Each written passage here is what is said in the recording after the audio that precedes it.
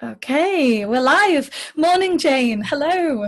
Good morning. Good morning. So I'm Leah, as you already know, and this video and the coming webinars that we have going on Thursdays are all in response to what's been going on worldwide with COVID-19 and this crisis, and especially in response to parents. Parenting at this time must be really, really difficult. And Coacharya, Magda, and myself just thought, let's do something to be able to help parents across the world. And you are my first interview on this series, so thank you so much. I'll just give a quick introduction to you, Jane. I have known you for 10 years, but only kind of knowing you through your amazing work that you do. But I met you 3 years ago, face to face, in person, an amazing moment in my life because you're like an inspiration to me. So, you know, when you meet someone for the first time and you get, oh, so excited, you were like famous to me. So I met Jane 3 years ago face to face in Zambia when I was volunteering for her and her amazing charity, the Butterfly Tree Charity. Jane does some spectacular stuff. I'll let her introduce herself, but she works in malaria prevention. She works with orphans that have been decimated by HIV and AIDS. She works in water, food, sanitation, education, you name it. Jane does this with her fantastic local volunteers in Zambia and some volunteers in the UK and myself. And also, one of the reasons that I absolutely adore Jane is that 100% of the funds that she raises goes directly to the charity. So I know for me, the reason I chose Jane as someone to speak on this parenting series is because she's my absolute inspiration. As a child growing up, I didn't really have anyone that I could say, oh, you know, this person inspires me, or oh yes, this actress or actor is someone that inspires me. No, until I met Jane. Sorry, Jane, I'm probably completely embarrassing you right now. Very much so. Jane is my absolute inspiration. She's one of those women that you would literally call a Wonder Woman. She is also an amazing mom. She's a bit of a mother role model to me too. And I think you'd agree with that, Jane. Possibly, yes. And also, she's a mum to two fantastic sons. They're very successful. They're older now. I think they're around my age. And she's also a mum to hundreds of children and teenagers in Zambia. So I am going to hand over to Jane because she's our amazing parent and inspiration in this. So Jane, would you like to introduce yourself further? Thank you. Thank you, Leah. And yes, that was very embarrassing. And may I say that I have a mutual admiration for you two, for what you've accomplished. And you've actually got the qualifications. I haven't. Qualifications aren't anything. Don't worry. Well, I can honestly say that I've learnt most of my my things that I've done in my life. I've done it through experience, and I've had quite a lot of experience, both good and bad. And that's enabled me to do what I do. And yes, thank you so much for all those kind words. And it's wonderful to have you on board and to be able to share my experiences with you. So yes, I've had, like a lot of people, I've had a roller coaster life. But I can honestly say the highs far exceed the lows. And I don't think if you've had any downs in life, you could actually do what I do, and that's running a charity for orphans and vulnerable people in Zambia. I could have done without some of the bad things that's happened in my life, but having those experiences has enabled me to not a case of sharing my experiences and talking about my woes. It's just that I can relate more to it. Mm-hmm. And, you know, I've experienced a lot of things. I was a single parent for 7 years, unintentionally. I've been widowed, and I've had a few difficult times in my life that have been very difficult to get through. And so in a way, they were my own crisis. Now we have a global crisis to deal with, and we're all in it together, and that makes a big difference. It certainly does. Certainly does. Well, on that note, why is the topic of parenting at this moment in this crisis so important to you? First of all, I'd like to share something which many of you will have heard before, but it's something my mother frequently said to us, is that children don't ask to be born. Think about that for those of you who have never heard that before. And it's such a true saying, because if you bring a child into the world intentionally, obviously there's some people who have slip-ups and didn't intend to have children, but the majority of us have children intentionally. And if you bring a child into the world, that is your responsibility, like it or not. No book, no policy, nothing can prepare you for that impact of having your first child. You can study, you can learn. I went to all the childbirth classes and everything, and then suddenly it hits you and you can throw the book out the window virtually. I'm not saying that every author shouldn't continue to write books on parenting and childbirth and all these things. Yes, they're very helpful, but nothing is like the reality of having a child and that responsibility. And I was somebody who wasn't really that enamored about having children. It wasn't my priority when I got married. I had 5 very good years. I had a good career where I thought, do I or do I not want children? And then I decided I did. And then once I had my first child and went on to have my second child, they were my responsibility. And I have never regretted 1 minute of having them. They are the best things that ever happened to me. I'm sure that they think you're the best thing that ever happened to them as well.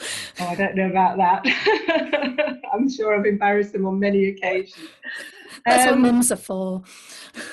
Yes, that's true. So at the moment, during this pandemic, most people have been thrown into situations which they never thought they would be in. It's not like anything we've ever experienced before, as you know. Certainly I'm a lot older than you, and nothing in my lifetime can compare with this, where it literally has impacted everybody throughout the world and thrown everybody into chaos. But people have to realise that hopefully this is only for a period of time. It's almost as if we've been given a big shake-up. You've had your chance, you've messed it up in many, many ways, particularly the planet and the global warming. Now you have to sit still while nature takes over. That is just one thought. Obviously, certain people would say that's a load of rubbish, but it has been a big shock to everybody. And having to work from home for the first time is probably one of the hardest things for a parent to do, coupled with the fact of having your children at home with you. I can't even imagine. Not being a mum myself, that must be very, very difficult. Very. Well, I have always worked from home, so I'm in a fortunate position that it's not new to me. Secondly, I've been on my own for many years. I was widowed 11 years ago, so that's not difficult. For some people who've never ever lived on their own, that must be extremely difficult. My children are grown up, as you said, so I don't have them at home with me. But quite frankly, I wish they were. Despite their age, I wish they were, because I think the one thing that some parents are not looking at, this is a catastrophic event that is happening in our lifetime, which will be in the history books in future. When you look back to World War II and see what were happening to children in cities then, many of them were shipped off to the countryside. Now you imagine as a parent, you're sending them to, sometimes it was strangers who just offered to look after their children, to keep them safe. You've got that fear of who are they going to? You've got that fear of will you ever see them again? And from a child's point of view, it must have been terrifying. So to those parents who are finding it very, very difficult to have their children at home with them during this pandemic, embrace it. Just be grateful that your children are at home with you and they are safe, because it's a lot tougher when they're not at home and they're far away from you. You know, that was so Food for thought. good. Yeah, it is. And that's a really deep thinking point for everyone. And actually, I think a lot of people forget that that happened in World War II and children did leave home. And actually, it is nice to be at home and safe and know your children are safe, and to be safe yourself and to actually be with them there. Thank you. That was actually really insightful for me. I could imagine that. And so, Jane, do you think there are benefits to this? Definitely, without a shadow of a doubt. I mean, just take your everyday work load, for example. So imagine if you are somebody where I live, in my county, a lot of people work in London. So that's an hour and 20-minute commute on a train. So, you know, it could be anything from a 10 minute to 30-minute drive to the station, and then the commute into London. And possibly when they get to the end of the railway station, then they may have a tube journey to get, or a walk to their office. That is a huge amount of stress removed. Or if you're driving, imagine if you're driving every day in heavy traffic, an hour each way, even 2 hours each way. That has also been removed. And there are good and bad things against it all, obviously. But if you've got children and you are getting up in the morning, maybe at 6:30, you've got to get their breakfast, you've got to get them to school, then you've got to race to the train or race to the office or to the shop or to the factory or wherever you work. That's been removed too. True. And so you should actually make the most of that time. You know, you can set your alarm clock later. You know, a normal, I'm just generalizing now, but a sort of typical working day for a lot of parents today is they're up probably at 6:30. They've got to get the children up, get them ready for school, get them breakfast, drive them to school, then focus on them getting themselves to work. The children probably going to after school care, or to a school club after school. And then the parents have got to race, pick them up, get them back home, homework, supper, bed, bath time, whatever, bath time, bed, in that order. It's an exhausting day. Well, you know, make the most of this time when you don't have that much stress in the commuting and the traveling around, and try and organize your day around what you've got now. It's so important, very much, to make the most of the time that you have without those external stresses that we usually have, but to make the most of your time with your children as well. Yes, but obviously if you've got a very responsible job, whether it's your own business or whether you're an employee, just use some common sense. Common sense. You know, that's my favorite expression. Sadly, it seems to be disappearing from the dictionary, because everything either has to be in a policy or a document, and if it isn't, then people don't think outside that box. And I think it's my common sense that's probably got me through most of the events in my life. Yes, there's lots of information on the internet about how to focus on your work day during this pandemic, but you have to be a little bit flexible. You can't stick to things rigidly, and it is very new. And if you're at a computer working and your kids are screaming in the background, then you have to try and adapt a little bit. I've talked to my neighbours who've both got young children to see how they're coping. One couple has 2 little girls under the age of 5, and they said it's difficult, but they seem to have got into a routine.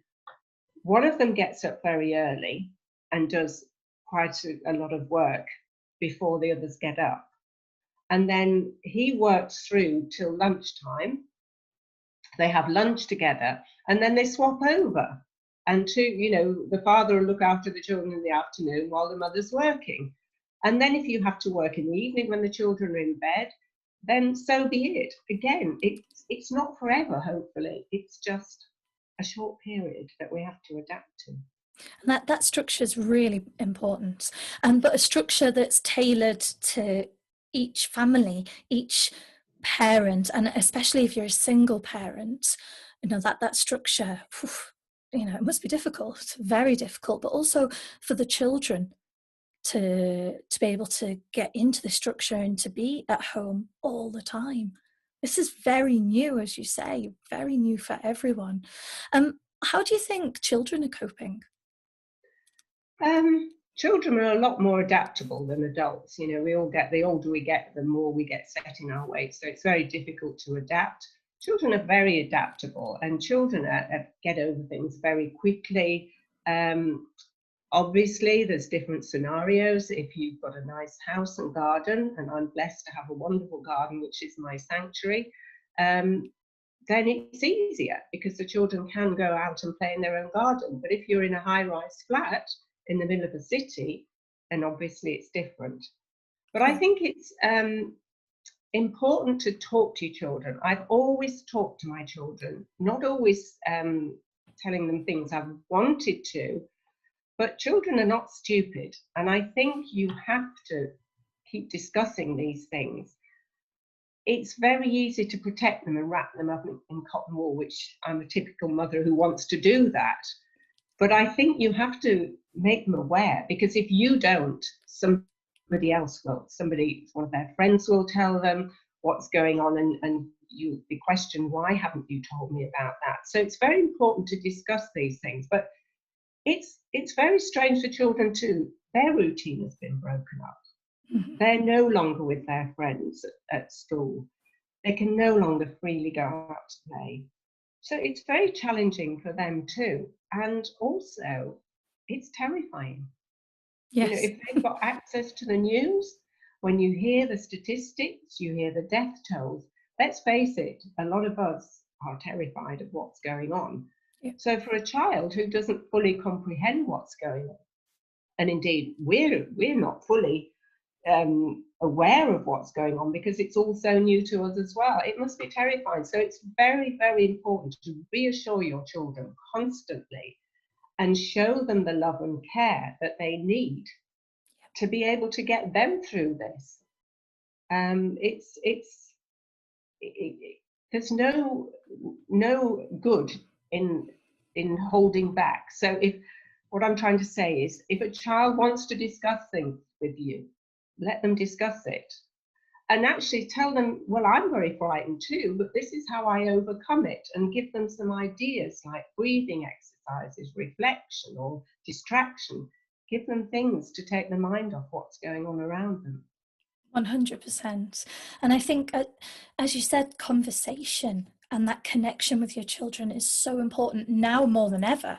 It's always important, but to actually find out what your child's fears and worries are, what they're enjoying, what they're not enjoying, and also for them to understand their parents' fears, because it's a mutual respect, a mutual communication. Obviously, it depends on the age of the child and how you word that, but you always say the word, Jane, empathy. That is something that you do talk about, and that springs to mind now when we have those conversations and that communication with our children. Yes, very much so. And introduce empathy to your children, because it's not something that they'll naturally become aware of. It's not something that's taught at school, but it's a very important factor in life. And I have a lot of faults, but one thing I've always been blessed with is having empathy and compassion for other people. And I guess that's what's enabled me to do what I do and help some of the most vulnerable people on the planet. But teach your children about empathy. Explain to them what it is, that, put yourself in somebody else's shoes. So if you've got a child with a nice garden and a house with all the gadgets, the PlayStations, the computers, the TVs, just say to them, I wonder what you think it would be like if you were living in a very poor country where that child's school has been closed down. So they've gone back home to living in a mud hut. They've no TVs, they've no iPads, they've no PlayStations. They can't go out to play with their friends. They've no electricity, no running water. And equally, just think what that's like for a parent in that situation. I mean, I'm working with Zambians at the moment in preparation for when COVID-19 starts spreading throughout the communities there. And, I think frozen. It's okay. You're back. I think it's my internet. There's too many people working from home. But if a man's been laid off, if you're living in a rural village in Africa and you've been laid off from work, so you've no income, there'll be no payouts there for you from your employee. Very true. Yeah. And so suddenly there's no income to buy food. The wife might have to walk, several kilometers to get water, especially if there's a drought because the streams and rivers are dry. So, just talk to your children about these things. Say to them that, well, actually, if you look around you, you are a lot better off than most people. Very much. It's obviously that doesn't apply to everybody because, as I say, there'll be people in small confined houses and flats which find it very difficult, but there is always somebody worse off than you, as we well know.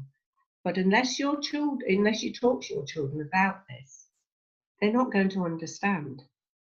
And it can be applied to anything, empathy. If a child has been bullied by his brother or in a playground, then just say, why do you think he's bullying you? Why do you think he's behaving like that? And see if you can talk it through. And I think this is one of the sad things that may be happening at the moment, is that because people are in confined spaces, there is probably more arguments, more aggression. And this is a time when you just don't need it. No, it's very likely, that has increased. And in such a small space, they can escalate and get worse. And yeah, I think as well, Jane, it's really nice that you're talking about the experience in Zambia as well, because you are seeing this crisis from the eyes of different parents as well. You're seeing how this is affecting people in such a different way. And when you mention families in mud huts, it's so hard to imagine that. And also, they don't have mobile phones. There's very little internet access in the villages at all, let alone access to water. And I spoke to somebody yesterday in Kenya, and they said to me, do you know, Leah, our children and ourselves are so scared, not 100% about the virus, but about starvation, about hunger. And that's what's scaring them. And for children in Europe or England and America, and that's, we don't come, some families are extremely poor, and it will be affecting them in the UK and America. So I do understand that, but for me in Africa, it's scary. And to imagine that fear that children and parents must be facing there, honestly, it gets me emotional thinking about it, actually. And because we don't know what's around the corner. We hope it doesn't spread, and we hope that it doesn't affect these families, but we just don't know. That uncertainty is very scary. Very. Indeed, yes. And, I've just spent 12 months raising funds and awareness for a drought, which was the worst drought in 30 years in parts of Zambia, not all over the country, but certainly in the southern and western provinces. So the people are already hungry. And now the threat of COVID-19. And let's face it, we've all done it. We've all complained about this, you know, not being able to shop, not being able to get our regular products. But, you know, how many of us are actually without food in the West?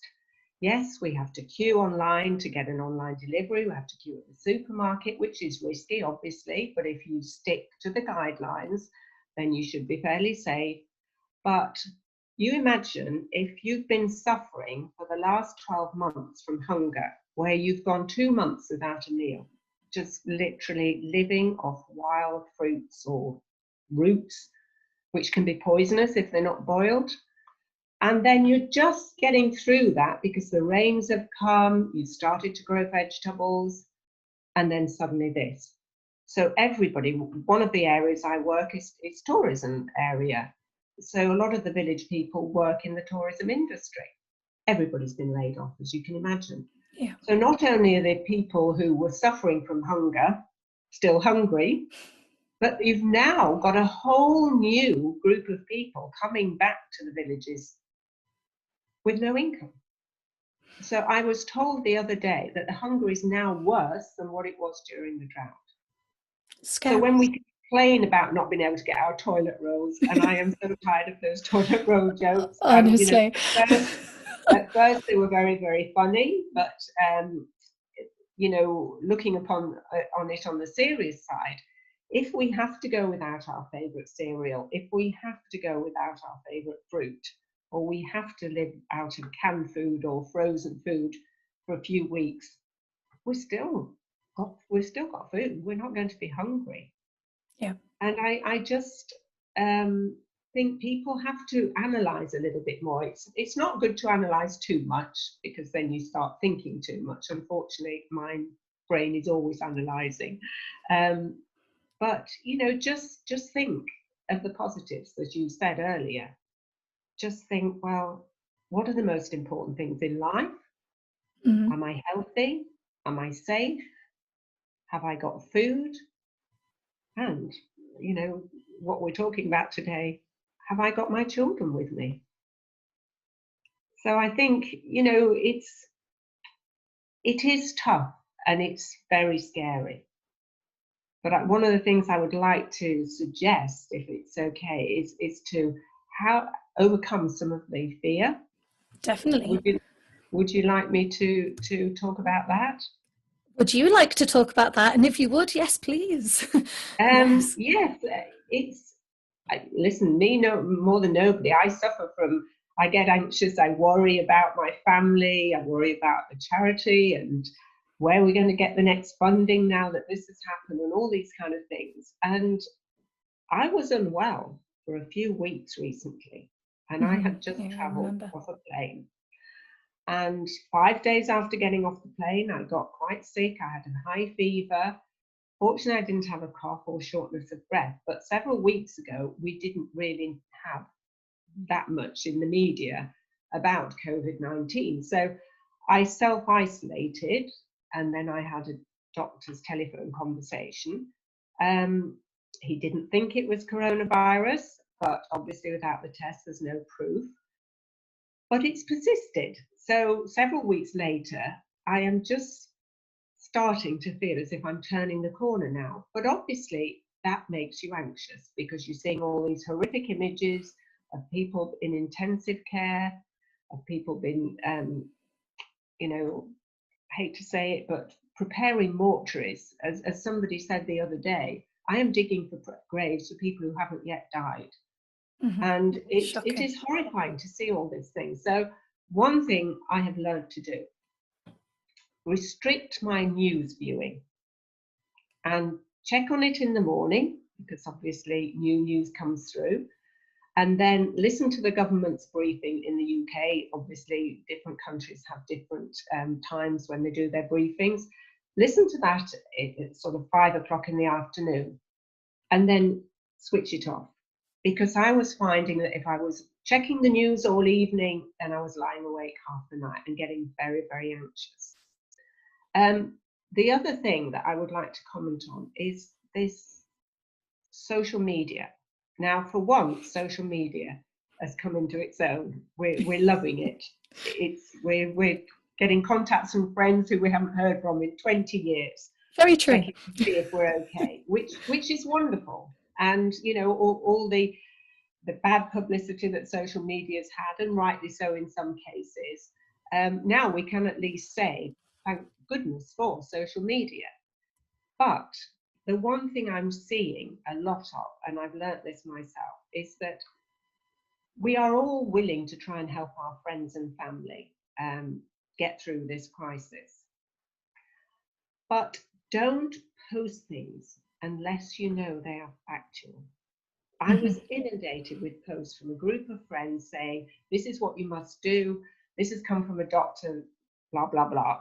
And since those instructions came out, I've seen several of them been sold as, these are not theories, these are not methods, they're just speculations.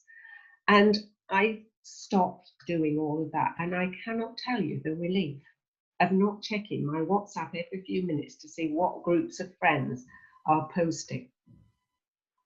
My advice is, if you are really, really interested and want to know what is going on, check the World Health Organization and your own trusted news site, whether it be the BBC or CNN, but don't keep checking on all these messages, because they can be far more harmful than good, with every intention your friend has to maybe help you.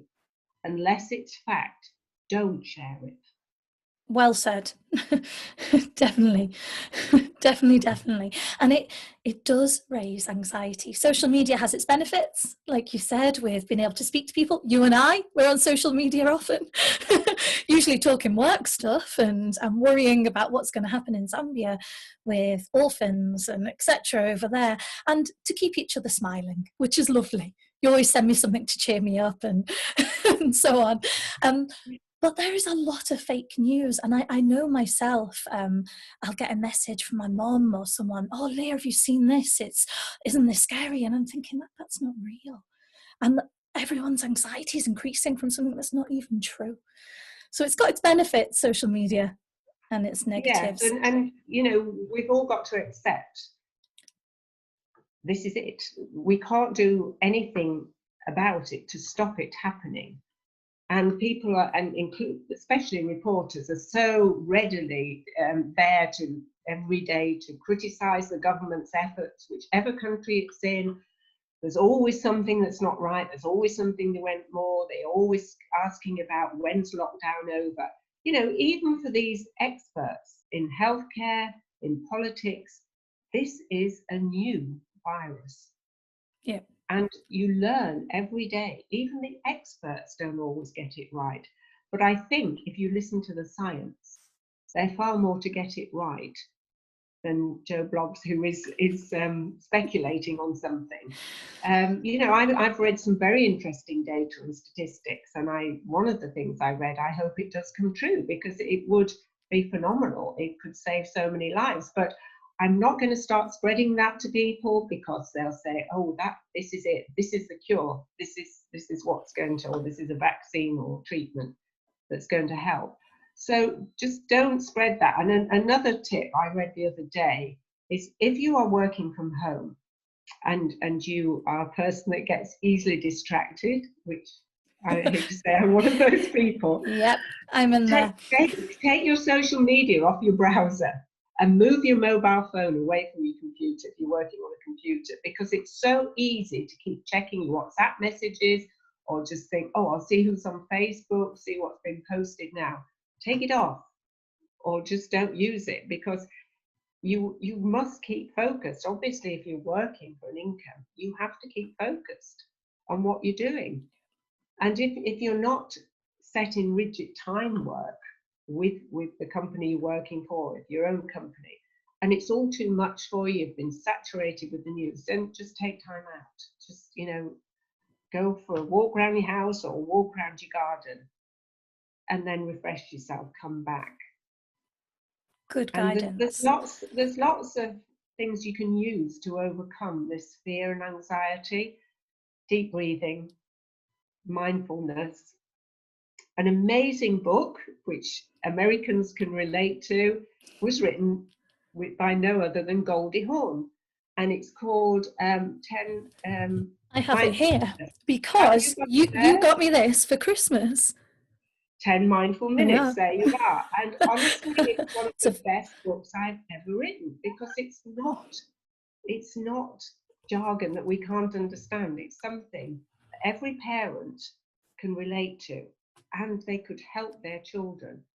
And it teaches you to, be happy, to make your children think happy thoughts, to have empathy. And another important thing is reflection. This is an amazing time we've been given to go through all our holiday snaps, sort them out, get rid of the rubbishy ones, but also to be able to reflect on, that was a wonderful holiday.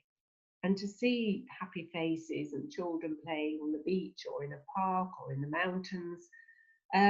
All these things you could do, sharing with your children, instead of keep checking your phone every few minutes. There's been a survey was done here last year, and children who were interviewed said that their parents spend the whole evening on their mobile phones and they don't talk to them anymore. So use this time to do these things, to reflect, to share photos, to videos, whatever makes you happy. That's so beautiful. And to be honest, that reflection we don't do enough of. Anyone, none of us. We go through moments because, we are quite fortunate, especially in the Western world, that we can go on holidays and we can go to restaurants and go to theme parks and zoos and days out and have picnics, etc. But they happen so fast because we do so much. We just don't remember them. And right at this very moment, whilst everyone is safe at home with not much to do, I bet they're thinking of all the things they used to do for the first time and appreciating them. And for me, this is a moment of gratitude, for everyone to think we are lucky. We do have quite a lot, and the gratitude for the time that we've spent and the experiences that we've had. And you say look through the photo album, and it makes me giggle because I haven't looked through my family album for probably 15 years, if not more. And I haven't ever had that important conversation with family, grandparents, parents about their life when they were younger and about all the things. I actually probably don't really know them as well as I'd like to, or as well as I should, because we don't have that time anymore to tell stories and to really share those memories and special moments. I love what you're saying, because I think there's a lot more opportunity for families to connect at this moment as well. Precisely. And yes, you've said it all. This is a time where you can sit down and talk to your children about your past, your inheritance, your ancestry, all the things that you never have time to do. We live in such a rat race. We cram so much into our lives. We're living in a materialistic world where, a new fridge or a new TV or a new car is far more important than sitting down and talking to your family. And this is a great opportunity to do that. And you can have fun.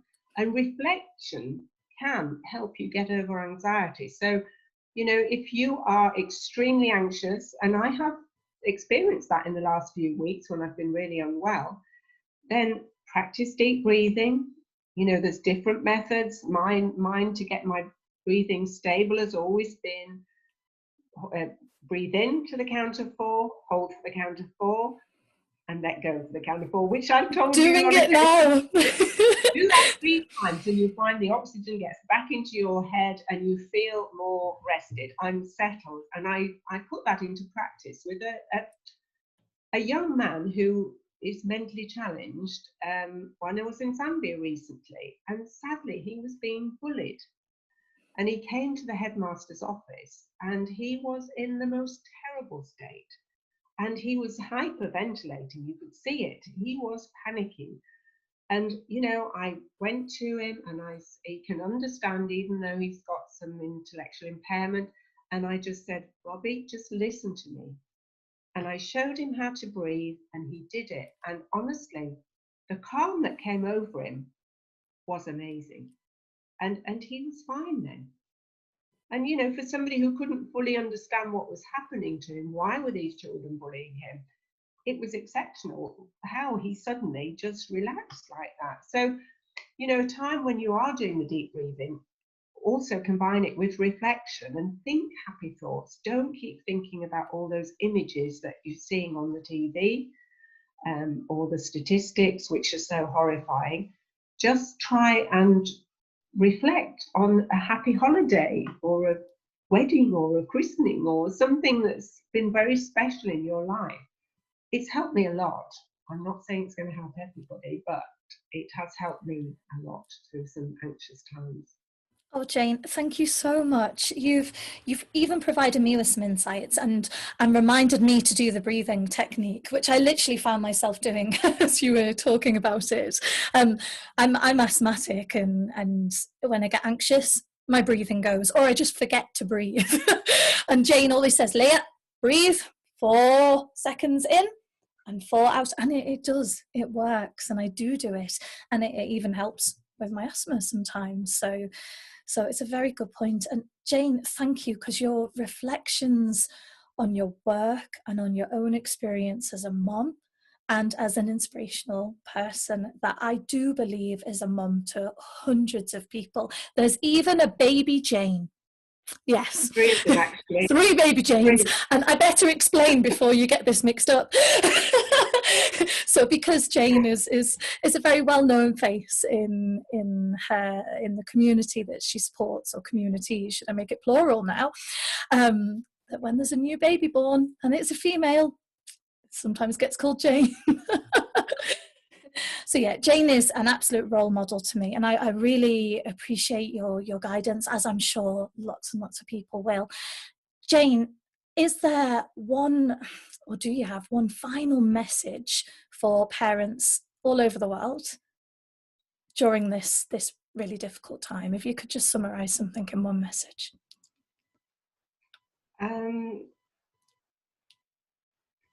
Embrace your children. Don't chastise them for what's happening, that they're at home. It's not their fault. Yes, it's inconvenient having your children at home, especially when you're working, but embrace it, enjoy it. Children are a gift, and it's a privilege to be a mother. And so that time, it may seem endless when they're young, when they've been naughty, when they're having tantrums, when they've just been irritating. Children bring out a temper in you that you didn't know existed. But one thing, keep your cool. You know, count to 10, that famous quote, count to 10. Try not to lose your temper, because besides hurting your child, you're getting yourself all worked up and you're already anxious because of the situation. So, you know, I have not lost, and I can honestly say this, I have not lost my temper in a decade, because I've seen how destructive it can be. And if you like to have a drink and you find it's relaxing you, at the end of the day, especially during this difficult period, fine. But don't drink so much that you're going to be even more depressed. Alcohol, as many of us know, can induce depression. It can exaggerate it. It can, and same with anxiety, it can make it so much worse. But, you know, it can be lethal. And I think if you can keep harmony within your house during this period, even if you're living on your own, you know, use different things that are available. There's so many resources on the internet offered for free. I saw last night the National Theatre were putting on Jane Eyre for the next week. You know, normally you're paying £75, £80 or $100 for a theatre ticket. Now you can see it in the comfort of your home. There's lots of resources for children. There's quizzes are a great thing for children, especially teenagers. Sport and music for teenagers are 2 of the best therapies. And for those working, and, you know, especially if you're in a confined place and you're not in the countryside, and this is not an old age thing, one of the things that is the most therapeutic to have in the background is bird songs. There are masses of them on YouTube. I can sit doing a report or an application And if I've got that music in the background of the birds on very quietly, it inspires me, it uplifts me, and I'm far more productive. Because if I've got music, then that's distracting, and we shouldn't be having music anyway if we're working. But if you're in a small confined space, it could be very tough. You know, the lack of noise, don't even have traffic going past us anymore because of the lockdowns. But bird songs or any sort of soothing music that can be used for yoga, you know, there's lots of things on the internet which you can do as well. If you do yoga or Pilates, great things to do during this period.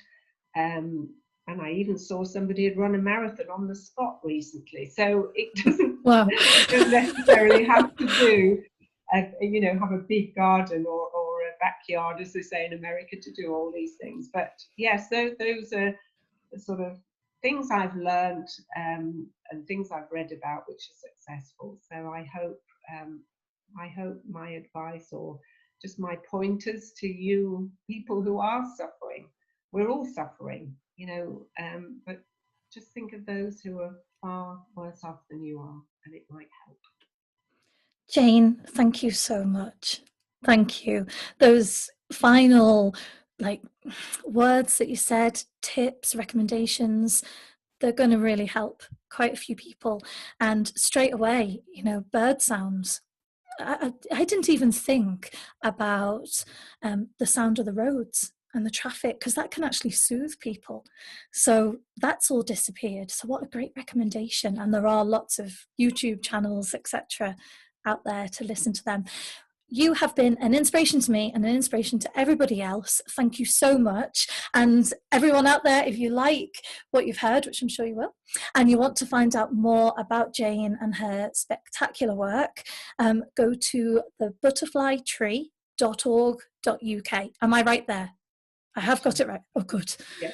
I used to say the Butterfly Tree Charity, and then, anyway. So it's thebutterflytree.org.uk. Jane, thank you. Stay safe and keep inspiring people across the world. Okay. Thank you, Leah. And you stay safe too. And just to everybody, never give up on hope.